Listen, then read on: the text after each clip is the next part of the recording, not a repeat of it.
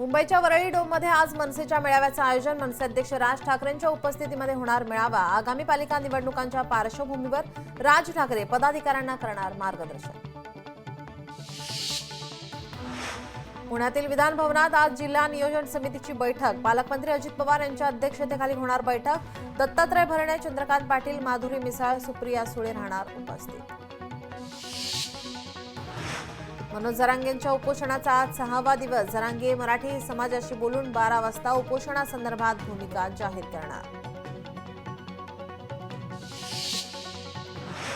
शांततेच्या नोबेलसाठी इलॉन मस्कचं नामांकन. European संसदेतून 2025च्या Nobel पुरस्कारासाठी नामांकन. इलॉन मस्कच्या समर्थकांमध्ये उत्साह. बीडचे पालकमंत्री अजित पवार आज बीड दौऱ्यावर. अजित पवारांच्या प्रमुख उपस्थितीमध्ये जिल्हा नियोजन समितीची पहिली बैठक. बैठकीला पंकजा मुंडे, सुरेश धस आणि जिल्ह्यातील लोकप्रतिनिधी उपस्थित असणार.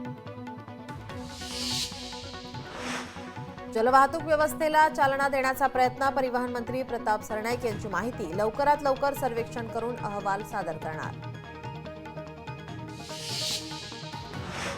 सार्वजनिक आरोग्य विभागातील वैद्यकीय अधिकाऱ्यांची रिक्त पदे तातडीने भरण्याची कार्यवाही सुरू. राज्याचे आरोग्यमंत्री प्रकाश आंबेडकर यांची माहिती. म्हाडाचे नवे धोरण येणार. या धोरणानुसार सर्वसामान्यांना परवडणारी घरे, महिला, ज्येष्ठ नागरिक आणि विद्यार्थ्यांसाठी हॉस्टेल उभारणी केली जात असल्याची माहिती उपमुख्यमंत्री एकनाथ शिंदे यांनी दिली. लवकरच लोकांना हक्काचे घर उपलब्ध होणार.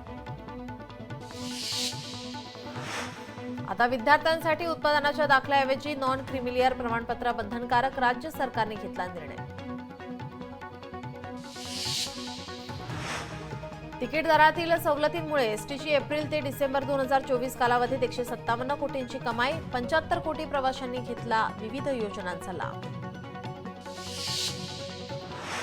मुंबई गोवा महामार्गाच्या चौपदरीकरणाचे काम करणाऱ्या 4 कंपन्यांनी शासनाचे 9.5 कोटी कर थकवले. 4ही कंपन्यांना 31 मार्चपर्यंत कर भरण्याची मुदत. दिल्लीच्या प्रचारात पंजाब सरकारच्या गाडीत सापडली मोठी रक्कम. पैसे, मद्य आणि प्रचाराचं साहित्य सापडल्याची माहिती. या प्रकरणी दिल्ली पोलिसांची कारवाई सुरू. पनवेल हद्दीत असलेल्या दगडखाणी आणि स्टोन क्रशरच्या धुरळ्याने नागरिक त्रस्त. दिवस रात्र या भागात क्रशर आणि बेसुमार दगडांचे उत्खनन सुरू असून उडणाऱ्या धुळीमुळे परिसरातील नागरिक त्रस्त. नंदुरबारमधील तळोदा नगरपालिकेच्या विरोधात नागरिकांचा एल्गार. समस्यांनी घेरलेल्या तळोदेकरांचा संताप आता प्रकटला चौकात. प्रशासकांचे समस्यांकडेच लक्ष नसल्याचा नागरिकांचा आरोप. अंबरनाथ वाहतूक विभागातर्फे 35वा रस्ता सुरक्षा अभियान संपन्न. रिक्षा चालक, टेम्पो चालक तसेच वाहतूक कर्मचाऱ्यांसाठी मोफत आरोग्य शिबिराचं आयोजन. सुमारे 1,500 लोकांनी घेतला मोफत आरोग्य शिबिराचा लाभ. आपल्यावरील आरोप खोटे आणि बिनबुडाचे. आपल्याला मानसिक त्रास देऊन बाजूला करण्यासाठी हे षडयंत्र. वांगणीच्या सरपंच वनिता आढाव यांनी मांडली भूमिका.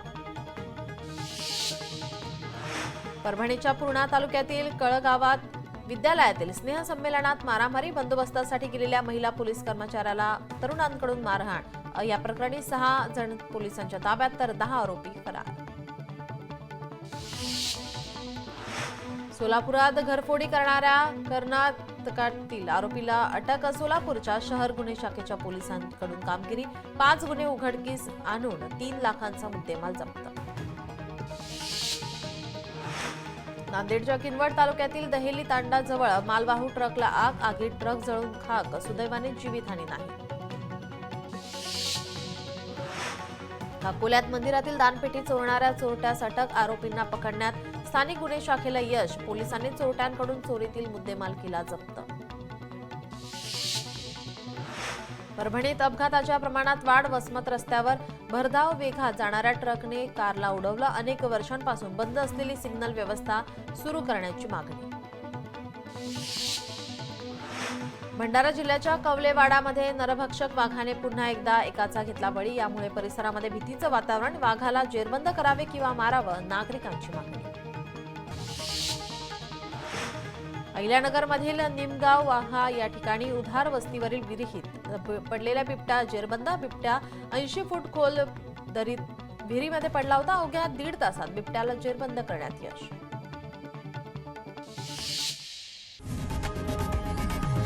लोकशाही मराठी ऐका, पहा, जागरूक रहा.